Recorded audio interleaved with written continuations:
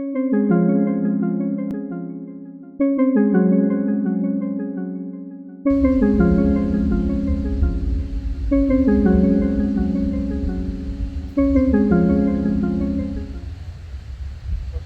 en este lugar espectacular, en el kilómetro 4 del corregimiento de San Cristóbal. Primero que debería decirles a ustedes que la pirámide es como una antena, es una antena cósmica.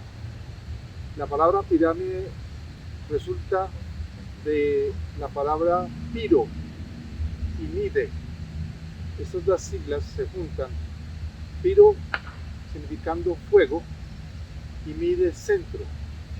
O sea que la palabra pirámide significa centro de fuego o centro de energía.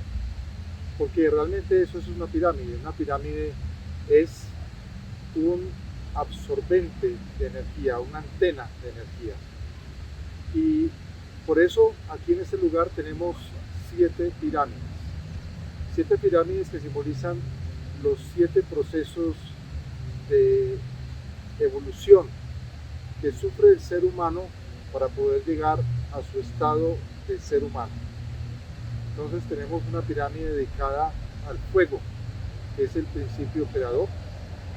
Tenemos otra pirámide dedicada a la roca, que es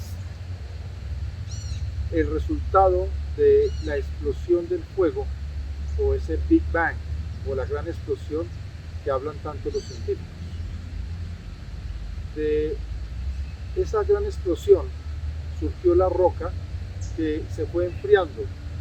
Muchas bolas de pantano o esferas de pantano incandescentes salieron del fuego y algunas de ellas empezaron a enfriarse, pero otras volvieron al fuego. Pero las que quedaron circundando alrededor del fuego se fueron enfriando hasta endurecerse y formando lo que son ahorita los planetas. En esa roca quedó circundando millones y millones de años alrededor del fuego y empezó como a sudar por la unión que tenía de calentamiento permanente del fuego y la roca. De allí surgió el agua, que es el tercer proceso, que también duró millones de años, y en ese proceso pues se creó la vida, puesto que decimos que el agua viene siendo como el espermatozoide de esa gran unión entre el fuego y la roca. Los indígenas no estaban locos al adorar al sol, porque es nuestro padre dador de vida. Sin el sol no habría absolutamente nada de vida y es nuestro origen. Realmente todo lo que existe es fuego cuajado, fuego que fue enfriado millones y millones de años y tuvo una transmutación o transformación. Por lo tanto, esos son los 3 primeros procesos que vienen siendo la matriz de la creación. Sin estos 3 primeros procesos, la creación o la evolución es imposible.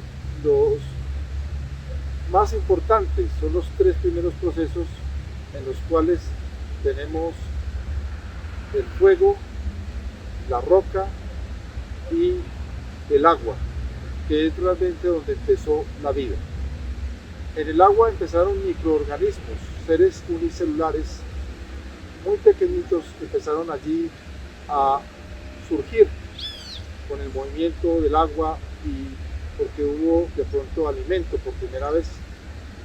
Entonces ellos empezaron a comerse entre sí mismos, a multiplicarse, a reproducirse, tal vez a matarse entre sí mismos, y formaron grandes grupos, los cuales fueron evolucionando. De el surgimiento de estos microbios o seres unicelulares empezaron luego algo lo que se llama el proceso de la planta.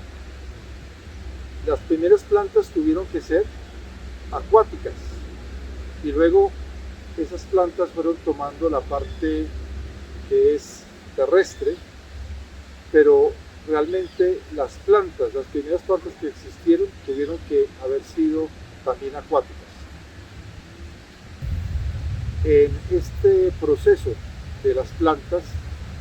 donde la naturaleza desarrolla su vanidad, su belleza, porque allí es donde vemos los colores más vivos, vemos cómo florece, cómo los matices, las diversas formas hacen alarde de cualquier imaginación, superan cualquier imaginación.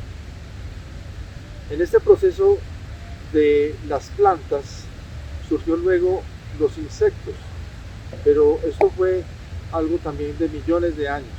Por eso es que vemos que hay insectos que todavía tienen apariencia de planta, porque estás mostrando que entre el insecto y la planta hay solamente un paso, tal vez un paso demasiado sutil que no percibimos todavía. Pero luego de ese proceso de la planta surgen entonces los animales, pero esos animales no surgieron de la noche a la mañana, fueron también millones y millones de años, porque ya sería el sexto proceso, donde vemos que los insectos forman el inicio de esos animales, pero también vemos que los reptiles que también aparecen, ellos empiezan a metamorfosearse de una forma también muy lenta. Por ejemplo, tenemos las serpientes que parecen una columna vertebral, y también tenemos que los lagartos, por ejemplo, vienen siendo las mismas serpientes, pero desarrollando ya patas a sus lados para poderse transportar más fácil. Vemos el proceso de evolución. Uno de los animales que más me apasionan a mí, me interesa, es el ornitorrinco, porque el ornitorrinco surge en Australia y es un animal que muestra realmente qué es la evolución. Es un animal que tiene pico de pato, tiene patas de pato, tiene cola de castor, tiene pelos, como un mamífero. Además, se alimenta de leche cuando nace, pero se reproduce por medio de huevos. O sea que muestra una gran relación entre los mamíferos y las aves. Vemos el proceso evolutivo en un solo animal. Y esto es sorprendente. Es un animal que no tiene comparación con los otros animales, porque nos está mostrando claramente el proceso de evolución. Luego de ese proceso arduo de evolución de los animales, surge el hombre. El hombre es esa culminación de la creación. El ser humano es esa cruz perfecta. Si una persona estira sus manos, va a ser, lo miden, es lo mismo midiéndolo de acá hasta sus pies, de su cabeza a sus pies, que del dedo del corazón izquierdo al dedo del corazón derecho, mide exactamente lo mismo, o sea que es una cruz perfecta. Cuando se llega al ser humano, se ha llegado como un verdadero campeón, porque ha tenido que pasar todos los procesos de la naturaleza, desde el fuego hasta los animales. Esos son nuestro pasado. Ellos, todos, han sido nuestro pasado. Tengo que aclarar que cuando el ser humano llega a ser ser humano, no puede retroceder, como lo han enseñado algunas religiones del Oriente, que simplemente fue un maestro que al ver que los seres humanos estaban matando a los animales, decidió sacar esta teoría para defenderlos, puesto que hacían orgías de sangre cazando a los animales por placer y no para alimentarse. Realmente cuando la persona llega a ser un ser humano no puede retroceder, porque ha llegado a el Sanctum Sanctorum de la evolución, que es el ser humano. No podemos retroceder ya más, por eso se dice en las Escrituras y en el libro de Génesis, escrito por los judíos, que Dios hizo el mundo, o lo que existe, en 6 días. Y al séptimo día Dios descansó.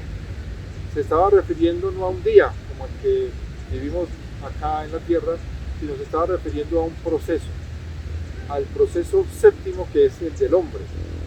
Por eso se dice que Dios descansó, porque ya no tiene que regresar otra vez a ser animal, ni tiene que regresar otra vez a ser planta, ni tiene que regresar a ser microbio, ni tampoco tiene que regresar a ser agua, ni tiene que regresar a ser roca, ni tiene que regresar a ser fuego. Pero los animales, las plantas, los microbios, sí pueden retroceder si no cumplen el proceso evolutivo. Tanto vemos que el ser humano es un campeón de campeones al haber podido pasar por todos esos procesos tan difíciles y llegar al ser humano. Cuando vemos a un ser humano hay que respetarlo, porque ese ser humano, así sea anormal, o sea una persona criminal, o sea muy poco evolucionado, ha tenido el proceso de evolución para llegar acá a ser un ser humano, y con tan solo ese proceso que ha sufrido merece que se le trate como a un rey de la naturaleza, a un campeón, por haber transcurrido y sobrevivido todos estos procesos. Así que ese es el proceso de evolución. Pero cuando se llega a ser humano, no de una vez, porque también cuando se llega a ser humano hay que pasar unas etapas que los llamaríamos de anormalidad, normalidad y supernormalidad. También los podríamos relacionar, para entenderlos más fácil, que el ser humano tendría que pasar por una primaria, como hemos tenido que estudiar nosotros cuando llegamos acá, llegar a una secundaria y luego a una universidad. Los procesos del ser humano han sido difíciles, pero en estos procesos hay 7 niveles de evolución, en los cuales el ser humano tiene que pasar de un lugar a otro, de la primaria a la secundaria y luego a la universidad, para poder pasar a un ámbito mayor, que sería el Cristo, o sea, el superhombre. ¿Y cómo se pasaría a ese superhombre? Se pasaría a otro planeta, donde el ser humano llegaría a tener otra evolución distinta. Pero muchos de los que llamamos maestros han llegado a ese proceso evolutivo, a otro planeta, pero cometen algún error allí y son devueltos y son luz para estas personas que estamos acá en la Tierra, porque la Tierra no viene siendo un planeta simplemente, sino también un proceso de evolución, y muchos planetas que están en el nivel de la Tierra, en ese mismo proceso evolutivo, otros planetas están más bajos en ese proceso evolutivo y otros están más altos en ese proceso evolutivo. Así que vemos que todo tiene una correlación. Cuando el ser humano llega a esos otros planetas, va soltando partes de su cuerpo. Vemos extraterrestres que no tienen orejas, por ejemplo. Vemos extraterrestres que ya no tienen la nariz como nosotros, sino solamente una insinuación de nariz. Otros tienen una pequeña boca, y así van evolucionando hasta que llegan a un lugar donde no necesitan del cuerpo materia y son solo espíritu puro. Cuando el ser humano llega a ser espíritu puro, de reencarnación en reencarnación y de planeta en planeta, se diría que es Dios, porque ya no necesita morir, ya no necesita reencarnar, ya no necesita alimentar un cuerpo materia, sino que es energía pura, y no necesita de vivir o convivir con alguien, porque Él es amor.